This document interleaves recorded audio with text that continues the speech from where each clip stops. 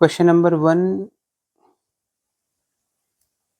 This is question number one of gravitation. Gravitation का first video है जिसमें अपन gravitation question solve करेंगे।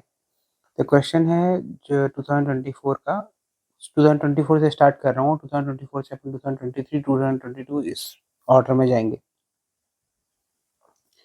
पहला क्वेश्चन है the acceleration due to gravity on the surface of the earth is g if the diameter of earth reduces to half its original value, the mass remains constant, then acceleration due to gravity on the surface of earth will be। देखो, acceleration due to gravity on the surface of earth जो होता है वो होता है G capital M by R square. अब इन्होंने हमें बोला है कि मास सेम है but diameter of earth reduces to half its original value, यानी कि नई जो रेडियस है जी डैश, इसमें D M by R one square है, लेकिन आर वन जो हो गया है वो आर बाई टू हो गया है। इसका मतलब जी डैश हो जाएगा वो हमारा G M by R square by four हो जाएगा, यानी कि four G capital M by R square हो गया, यानी कि G dash is equal to four G हो गया। इजी सा क्वेश्चन है, answer D.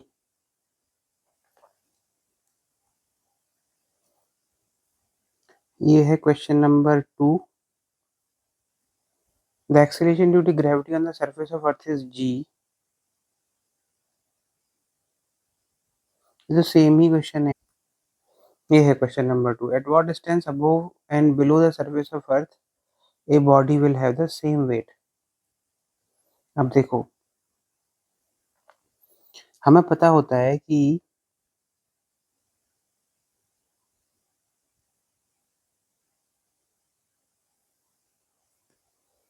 Acceleration due to gravity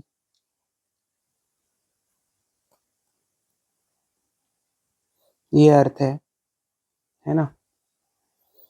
अब एक केस है कि depth H below, height H above.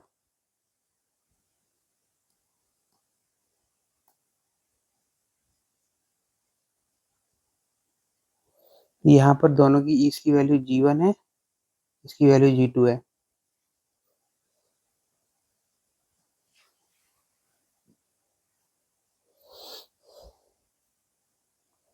हमें पता है कि जो जी1 की जो वैल्यू होती है वो होती है G one is equal to G into one minus H by R, और जी2 की जो वैल्यू होती है वो होती है G by one plus H by R whole square, है ना। तो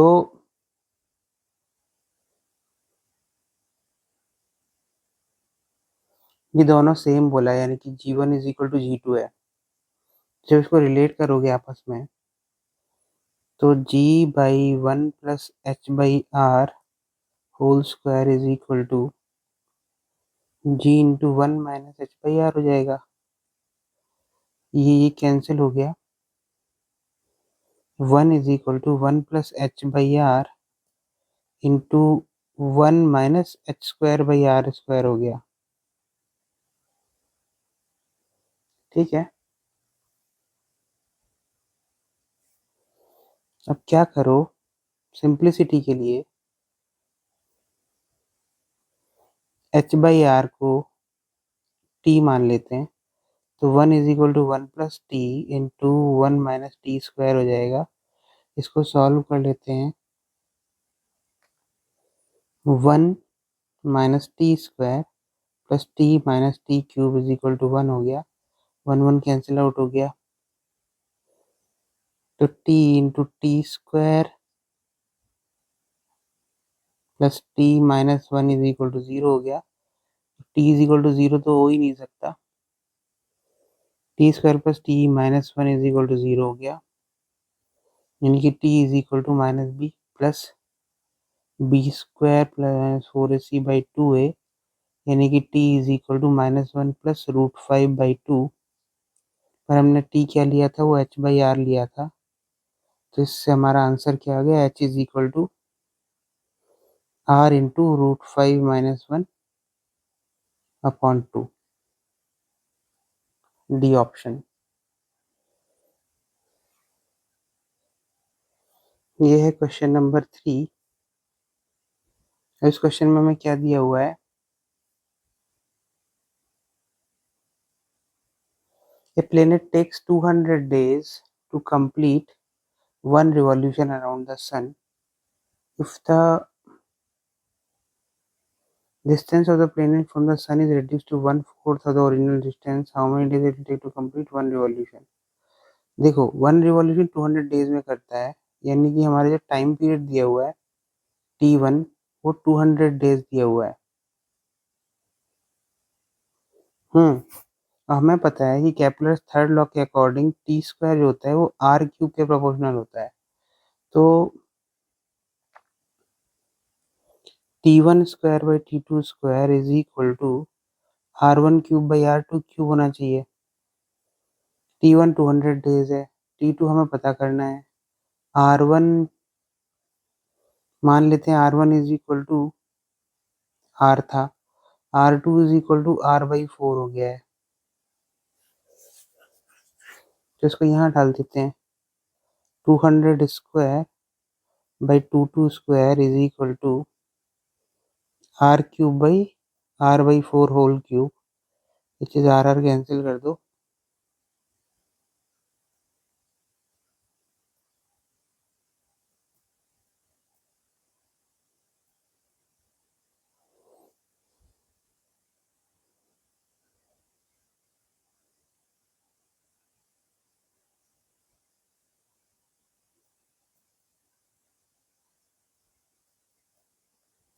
is equal to T2 square, यानी कि T2 की वैल्यू जो हो गई वो 100/4 हो गई, विच इज 25।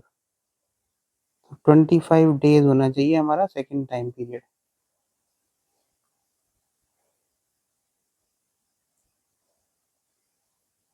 Option A. अब हमारे पास क्वेश्चन नंबर 4। क्वेश्चन नंबर 4 क्या है, the gravitational potential at A point above the surface of earth is इतना। मान लेते हैं, देखो डायग्राम बनाते हैं, मान लेते हैं अबव द सरफेस ऑफ अर्थ बोल रहा है, यानी कि इसको h हाइट मान लेते हैं ना।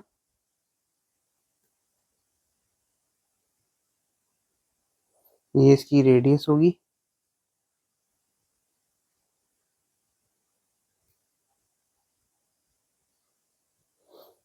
इतना, यानी कि माइनस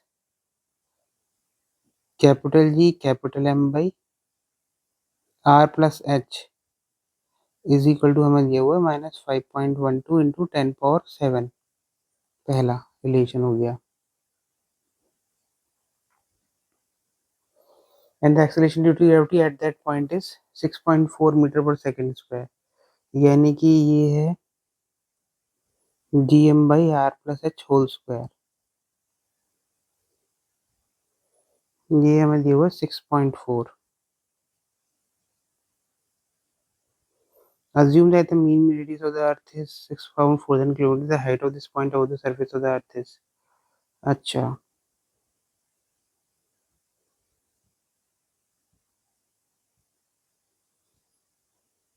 रेडियस इन्होंने दिया हुआ है 6400 किलोमीटर, यानी कि 6.4 इंटू 10⁻⁶ मीटर। तो इन दोनों को कैंसिल आउट कर दो, तो हमारे पास आएगा सेकेंड रिलेशन से 5.12 into 10⁻⁷ by R plus H is equal to 6.4।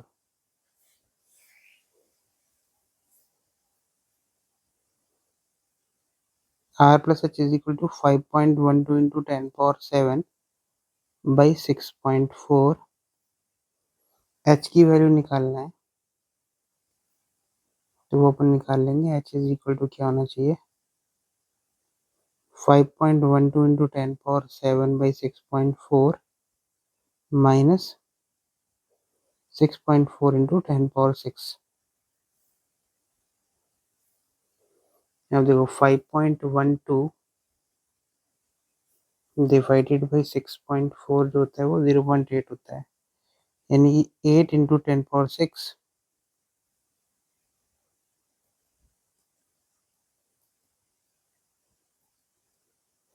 अब 8 माइनस 6.4 1.6 होगा, 1.6 इंटू 10⁻6 जो कि 1600 किलोमीटर होना चाहिए।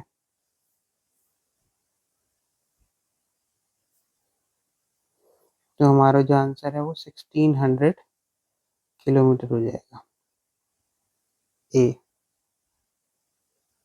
क्वेश्चन सॉल्व हो गया। इस फोर्थ हमारा question. This is question number 5। Escape velocity of body from Earth is 11.2 km per second. If the radius of planet be one third of the radius of Earth and mass to be 1/6 that of Earth, escape velocity। देखो velocity, escape velocity जो होता है वो होता है √2 capital G capital M by R. इसको हम ऐसे भी लिख देते हैं √2 GR, क्योंकि G is equal to capital G capital M by R square होता है। हम यहाँ पर ये वाला फॉर्मूला यूज करने वाले हैं। तो एस्केप वेलोसिटी ये है। अब इन्होंने बोला कि नई वाली एस्केप वेलोसिटी जो है, जो कि इन्होंने 11.2 किलोमीटर पर सेकंड दी है, रेडियस ऑफ प्लेनेट इज 1/3, मास भी 1/6, m/6 r/3। तो ये क्या हो जाएगा हमारे पास,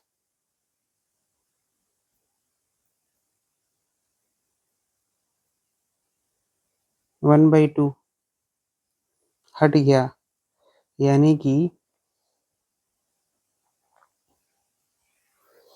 हमारे पास जो 11.2 था उसको √2 से डिवाइड करोगे तो आपके पास आंसर आना चाहिए। ये हमारा √GM/R आ गया इस नए वाले प्लेनेट का, which is VE dash. So this VE dash is equal to VE divided by √2, which is 11.2 kilometre पर सेकेंड डिवाइडेड बाई √2। इसकी वैल्यू है 7.9 किलोमीटर पर सेकेंड। Option D. तो ये क्वेश्चन सॉल्व हो गए। Next set of question upon next class में करेंगे, नेक्स्ट वीडियो में।